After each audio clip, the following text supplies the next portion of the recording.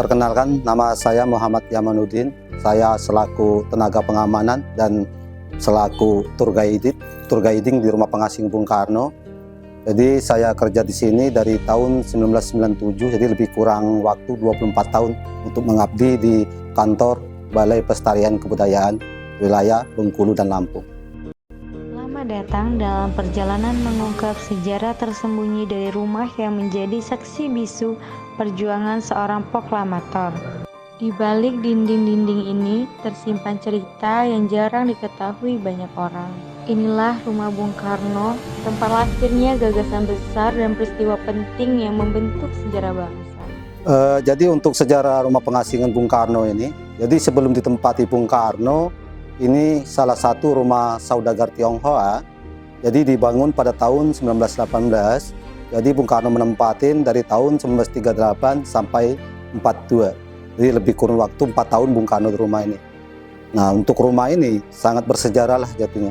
Jadi ditempati Bung Karno selama 4 tahun. Dan juga kalau saya kaji untuk kota Bengkulu termasuk berperan untuk kemerdekaan RI kita. Kenapa saya bilang kayak gitu? Karena di mana lagi Bung Karno merintis kemerdekaan kalau nggak di rumah ini. Nah, untuk rumah ini juga termasuk udah mengalami 4 kali perenovasian. Di renovasi pertama itu pada tahun 1984, langsung dijadikan objek wisata di tahun 1985 dan langsung diresmikan oleh Menteri Kebudayaan yang bernama Menteri Puatasan.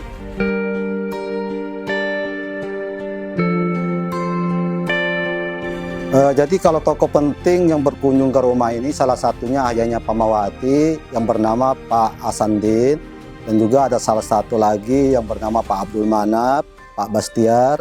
Karena Bung Karno sehari-harinya di kota Bengkulu ini dia ditunjuk sebagai ketua organisasi Muhammadiyah di kota Bengkulu.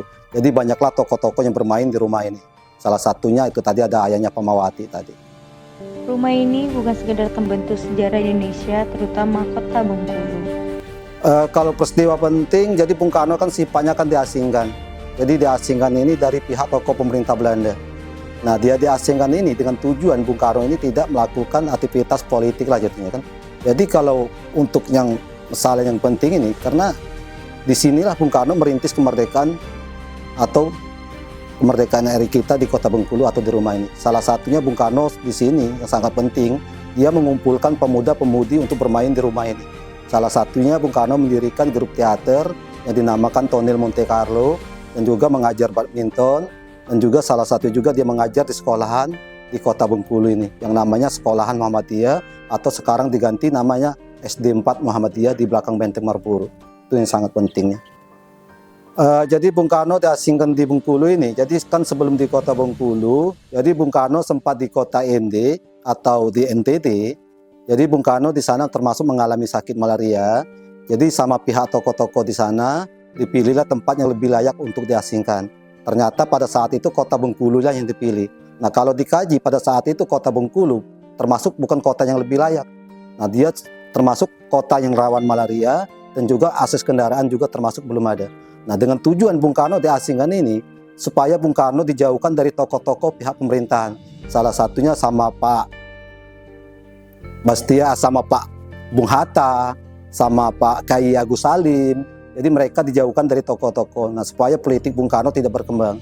Jadi diasingkan, dipilihlah kota Bengkulu supaya Bung Karno untuk tidak melakukan aktivitas politiknya aja.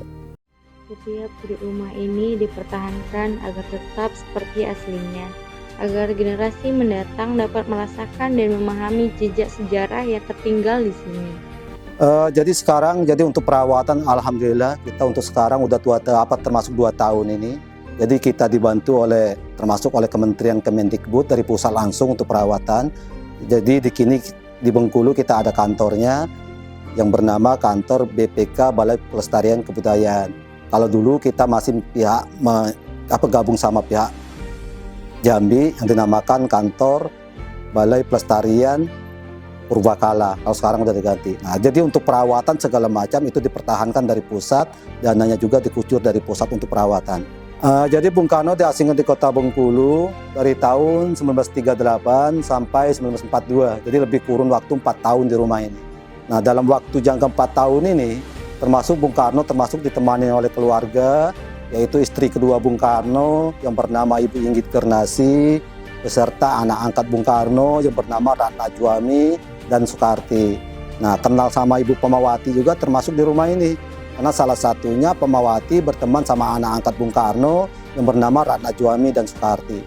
Jadi di tahun 38 sampai 42 Bung Karno tiba di kota Bengkulu ini, diasingkan di kota Bengkulu. Kalau tantangan ya kita namanya kan pelayanan publik, jadi tempat wisata atau kunjungan, jadi banyaklah kan tantangan. Tantangan kita sama pengunjung biasanya, sama lokasi atau kantor kita nggak ada tantangan. Jadi yang namanya pengunjung kita kan wataknya kan berbeda-beda, masalah bayar tiket masuk, sedangkan tiket masuk kita ngomong kita lebih jelas, kita menggunakan QRIS dan juga setoran kita bukan ke pemerintah daerah, ke pusat langsung, yaitu melalui MCB, Museum Cagar Budaya. Jadi banyaklah pengunjung yang mengomel segala macam, jadi ditantangan kan, katanya kok masuk rumah Bung Karno mahal, kalau saya bilang itu nggak mahal, hanya 5.000 untuk dewasa, anak-anak 5.000. Jadi duit yang disetor ke pusat, alhamdulillah itu kembali ke lapangan untuk perawatan.